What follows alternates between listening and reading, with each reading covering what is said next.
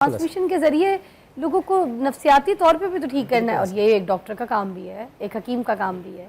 तो अपने लफ्ज़ों के कुछ पहले तो 24 न्यूज़ का शुक्रिया, क्योंकि इसके तवस्सुत से अल्हम्दुलिल्लाह लोग हमें सुनते हैं, बातों पर अमल करते हैं और उससे उन्हें फ़ायदा होता है। जितने भी हमें देख रहे हैं सबको रमज़ान मुबारक हो। इसमें सबसे पहली बात मैं इसे ये समझता हूँ, जैसे डॉक्टर साहब ने भी बात की, रमज़ान का महीना, इसके बारे में एक बहुत मशहूर हदीस है कि रमज़ान का महीना ज़िंदगी में आ जाए और इंसान रब से माफ़ी ना मांग ले तो उसके लिए बद्दुआ कौन कर रहे हैं? हज़रत जिब्राईल अलैहिस्सलाम, जो टोटल फ़रिश्तों के सरदार हैं, और आमीन कहने वाले जो इमाम कायनात आमीन कहते हैं। यानी कि इतनी बड़ी इसमें यह ताकीद आ गई, तो जिसकी ज़िंदगी में रमज़ान का महीना आ जाए और वो अपने गुनाह ना बख्शवा ले तो उसके बारे में बद्दुआ दी गई। तो इसलिए जब रमज़ान का महीना, ये रब का हमारे ऊपर ख़ास करम है कि अल्लाह ताला ने हमें रमज़ान का महीना अता किया, और रमज़ान की फ़जीलत का यहाँ से अंदाज़ा लगाएं। दो सहाबी एक तरह की इबादत करते थे, तहज्जुद पढ़ते थे, नमाज़ें पढ़ते थे, उनमें से एक दुनिया से चला जाता है, दूसरा 1 साल बाद दुनिया से जाता है, लेकिन जन्नत में वो पहले चला जाता है जो बाद में फौत हुआ। उसकी बुनियादी वजह क्या बनी? उसकी ज़िंदगी में एक और रमज़ान का महीना आया, उसने उसमें इबादत की, उसमें उन्होंने रब को राज़ी किया, कुरान पढ़ा, अज़कार पढ़े, तो इसकी वजह से रब ने उसे जन्नत में पहले भेज दिया। वजह क्या थी? उसकी ज़िंदगी में रमज़ान का महीना आया। रमज़ान हमें सिखाता क्या है? तकवा, जहाँ से बात चली थी, या अय्युहल्लज़ीना आमनू, इसमें था या अय्युहल्लज़ीना आमनू कुतिबा अलैकुमुस्सियामु कमा कुतिबा अलल्लज़ीना मिन क़ब्लिकुम लअल्लकुम तत्तक़ून। अब यहाँ पे आपने भी इसका तर्जमा किया, यहाँ पे हम पे भी रोज़े फ़र्ज़ किए गए हैं, इससे पहली उम्मतों पर भी रोज़े फ़र्ज़ किए थे, लेकिन हमारी उम्मत जो है ये नबी सल्लल्लाहु अलैहि वसल्लम की उम्मत है, हम उम्मत मुहम्मदिया से हैं। हम तो इसका भी पूरी ज़िंदगी शुक्रिया अदा करते रहे, तो इसका भी शुक्र अदा नहीं कर सकते कि हम नबी की उम्मत से हैं, वो नबी जो इमाम कायनात है, पूरी दुनिया का सरदार है। और यहाँ पे जो बात कहेगी कि सब्र, यकीन करें, यहाँ पे कुरान कहता है, एक तो इस्तिग़फ़ार के बारे में, ये महीना माफ़ी मांगने का महीना है, और हम तो और ज़्यादा गुनाह करना शुरू हो जाते हैं। यहाँ पे कुरान क्या कहता है?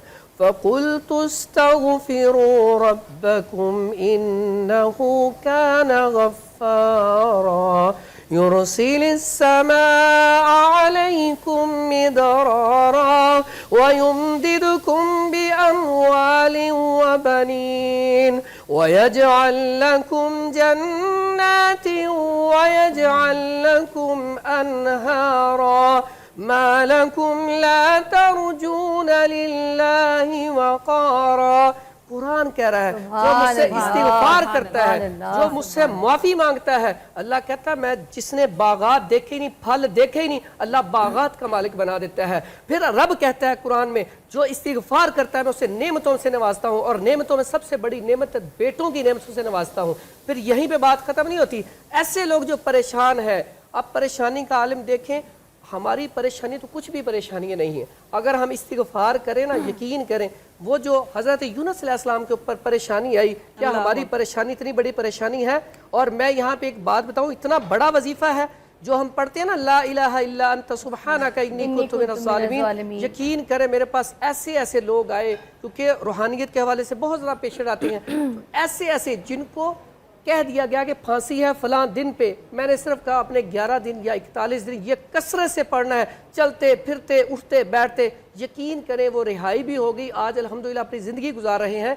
यानी कि ये पढ़ने का इतना फ़ायदा है कि अल्लाह ताला उसकी मुश्किलात को आसान कर देता है। इसी तरह इस्तिग़फ़ार है। देखें, आप अगर किसी से नाराज़ है या आपसे कोई नाराज़ है, आप किसी से माफ़ी मांगती हैं, 1 दफ़ा उसे सॉरी करती है, 2 दफ़ा, 3 दफ़ा, 4 दफ़ा, आखिर इंसान है ना, दिल नरम हो जाता है, इंसान मुआफ़ी नहीं करता, उसे गले भी लगाता है, गले लगाने के बाद उसे खाना खिलाता है, उसकी इज़्ज़त में इजाफा हो जाता है। तो रब जो इतना गफूरुर रहीम है, जो 70 माओं से ज़्यादा प्यार करता है, जब इंसान हर टाइम गिड़गिड़ाता है, रोता है, मुआफ़ी मांगता है, और मुआफ़ी भी किस टाइम पे? जब सारे सो रहे होते हैं, तब वो 2 रकत पढ़ता है या 11 रकत तहज्जुद की पढ़ता है और रो के रब से मांगता है, जिसके बारे में है रब कहता है आखिरी आसमान पे आता है रब, कब? जब तहज्जुद का टाइम होता है और रब आवाज़ें लगाता है कोई मांगने वाला, लेकिन آج ہمارا ماحول دیکھیں، اس ٹائم پہ ہم سو رہے ہوتے ہیں، پھر ہم کہتے ہیں ہمارے کاموں میں برکت نہیں ہے۔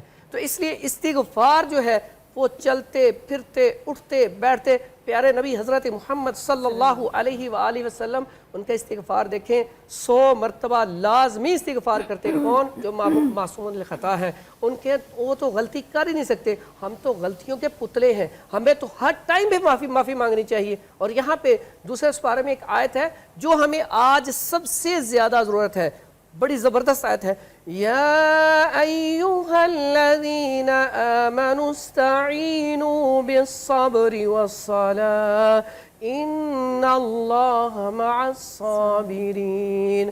یہاں پہ رب کیا کہتا ہے؟ اے ایمان والو مدد طلب کرو نماز کے ساتھ اور صبر کے ساتھ۔ پھر رب کیا کہتا ہے؟ ان اللہ مع الصابرین، میں کس کے ساتھ ہوں؟ جو صبر کرتا ہے۔ اس لیے یہاں پہ ہمیں رمضان کا مہینہ سکھاتا ہے صبر۔ یقین کریں جب آپ رمضان کے مہینے میں انہی دنوں میں آپ جا کے دیکھیں، باہر آپ کسی اشارے کے اوپر چلے جائیں، کسی بھی جگہ پہ آپ سے سگنل کے اوپر کھڑے ہو جائیں، یا جا رہے لوگ لڑ رہے ہوتے ہیں، میرا روزہ ہے جلدی کرو میں نے گھر پہنچنا ہے، ادھر سے نکال رہے ہیں۔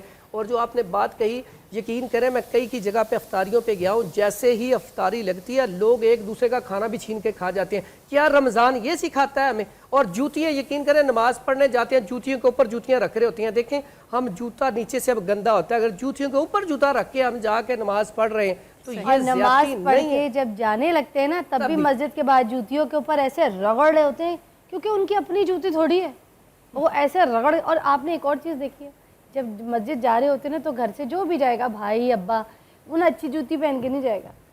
اس کی بنیادی وجہ کیا ہے؟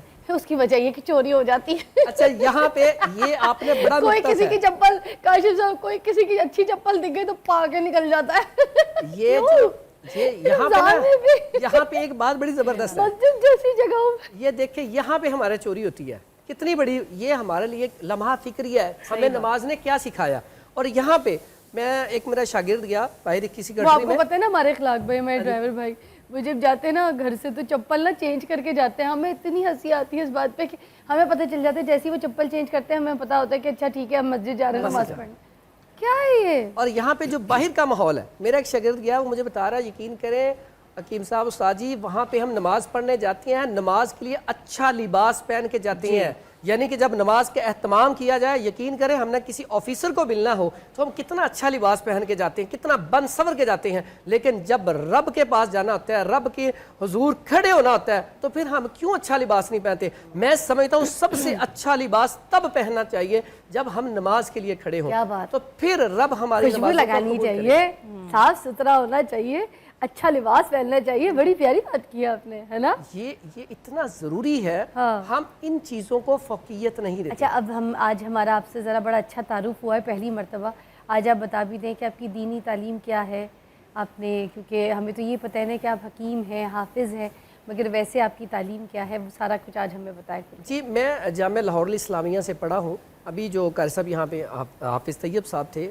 وہ میرے ساتھ پڑھتے رہے ہیں۔ اچھا تو الحمدللہ یہ اللہ کا بڑا احسان ہے، میرے اساتذہ جو ہیں وہ پاکستان کے نہیں دنیا کے مشہور جو قاری ہیں، قاری ابراہیم میر محمدی حفظہ اللہ تعالیٰ، یہ بڑے ہی علمی شخصیت ہے، ان کا میں شاگرد ہوں۔ اس کے بعد پھر میں یہ حکمت میں آ گیا، تو یہ بعض اوقات کی تلاوت قرآن ہے، اس میں بھی کافی زیادہ میں حصہ لیتا رہا، تو یہ زندگی کا ایک سفر ہے، اس میں وہ پڑھتا گیا اور سارے کام میں نے الحمدللہ کام بھی ساتھ کیا ہے، چھوٹی عمر سے کوئی 12 سال سے ساتھ میں نے پڑھا ہے۔ اچھا اگر آپ اجازت دیتے میں آپ کی والد صاحب والی بات بتا سکتی ہوں؟ جی بتا لیں آپ کی اجازت سے۔ جی نبیہہ اور کاشف صاحب آپ بھی سنیے گا، بڑی پیاری سی بات ہے، مگر مجھے لگتا ہے کہ ایسی چیزوں کے میسج جو ہے نا لوگوں تک پہنچنے چاہیے۔